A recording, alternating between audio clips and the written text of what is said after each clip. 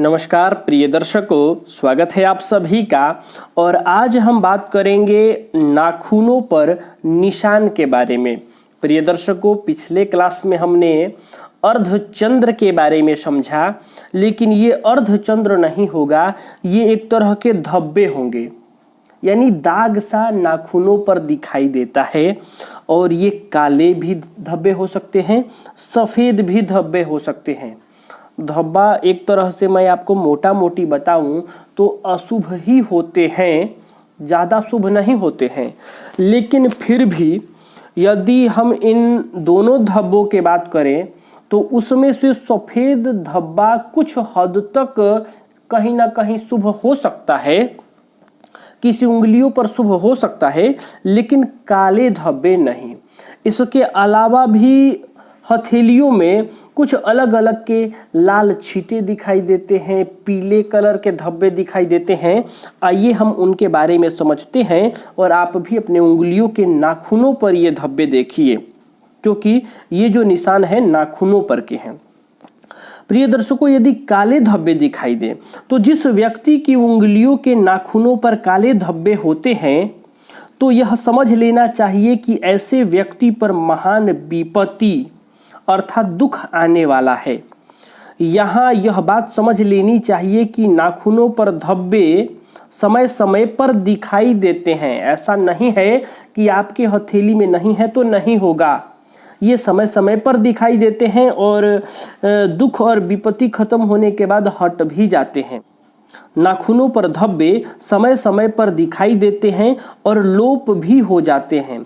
जब भी उंगलियों पर काले धब्बे दिखाई देने लग जाएं, तब यह समझ लेना चाहिए कि इस व्यक्ति के रक्त में दूषितता आ गई है। शीघ्र ही ऐसा व्यक्ति चेचक, मलेरिया, बुखार या ऐसी किसी रक्त से संबंधित बीमारी से पीड़ित होने वाला है। यानी यह एक तरह का अशुभ संकेत है, महान कष्ट आने वाला है, दुख का संकेत है काला धब्बा, और रक्त से संबंधित बीमारियों का संकेत है, सूचक है। प्रिय दर्शकों, अब बात करते हैं सफ़ेद धब्बे के बारे में। नाखूनों पर यदि सफ़ेद धब्बे दिखाई पड़े तो देखिए क्या होता है। नाखूनों पर सफ़ेद धब्बे रक्त भ्रमण में गतिरोध को स्पष्ट करते हैं और ये धब्बे भावी रोग के सूचक होते हैं। जब ऐसे धब्बे उंगलियों पर दिखाई देने लग जाए तो यह समझ लेना चाहिए कि यह व्यक्ति शीघ्र ही बीमार पड़ने वाला है। यानी दोनों में ही अशुभता स्पष्ट नजर आ रहा है फलादेश में। इसीलिए मैंने कहा काले धब्बे हो या सफ़ेद धब्बे, धब्बे तो अच्छे लगते ही नहीं हैं और धब्बे शुभ होते ही नहीं है। यह धब्बा का क्या मतलब है? एक दाग।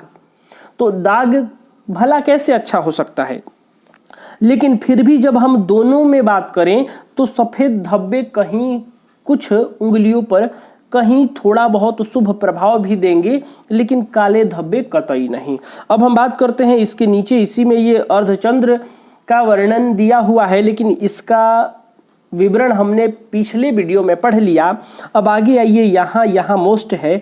ऊपर मैंने सफ़ेद और काले धब्बों के बारे में विवरण दिया है।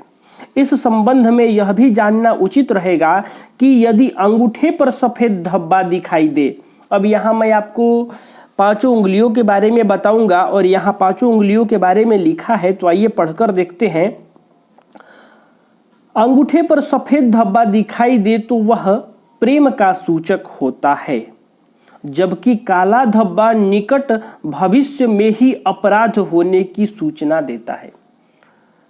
काला और सफ़ेद दोनों के बारे में बताया। यदि अंगूठे पर काला धब्बा दिखाई दे तो आप समझिए कि यह भविष्य में, ज़्यादा दूर नहीं, निकटतम ही अपराध आदि का सूचक है, जबकि यदि अंगूठे पर सफ़ेद धब्बा हो तो यह प्रेम आदि का सूचक होता है।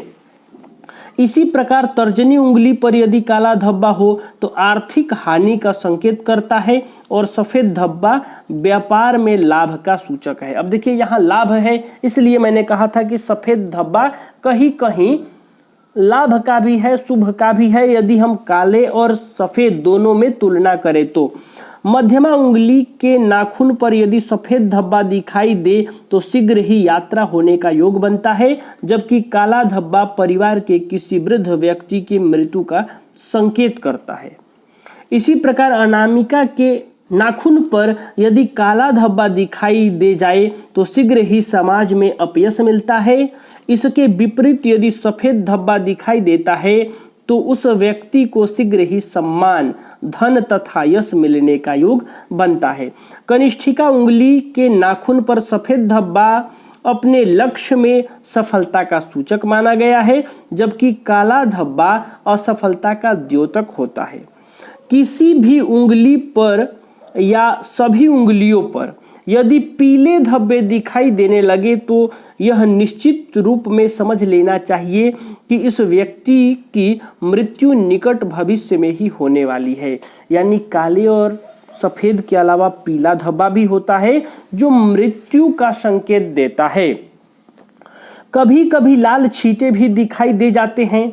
ज्योतिष शास्त्र के अनुसार ये भी अशुभ संकेत ही करते हैं, और यदि किसी भी उंगली पर या सभी उंगलियों पर लाल छींटे या लाल धब्बे दिखाई दे जाए तो उस व्यक्ति की हत्या होने का संकेत समझ में आता है।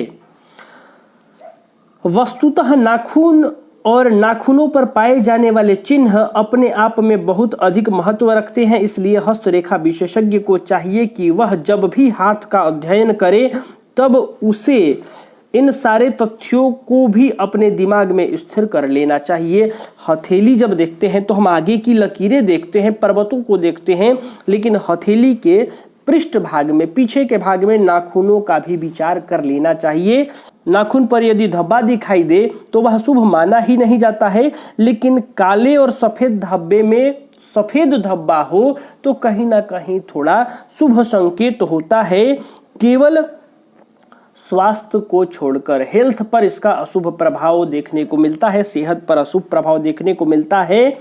अन्यत्र सफेद धब्बे का प्रभाव कुछ हद तक शुभ है, और यदि काले धब्बे दिखाई दे, लाल धब्बे दिखाई दे, पीले धब्बे दिखाई दे तो आप सावधान हो जाइए। और ऐसा नहीं है कि ये दिखाई नहीं दे रहे हैं तो दिखाई नहीं देंगे, या दिखाई दे रहे हैं तो हमेशा दिखाई ही देंगे। इनका लोप भी हो जाता है। नाखूनों पर धब्बे समय समय पर दिखाई देते हैं और लोप भी हो जाते हैं। लोप मतलब हट भी जाते हैं। तो प्रिय दर्शकों, आज के लिए बस इतना ही। तब तक के लिए हमें अनुमति दीजिए। नमस्कार।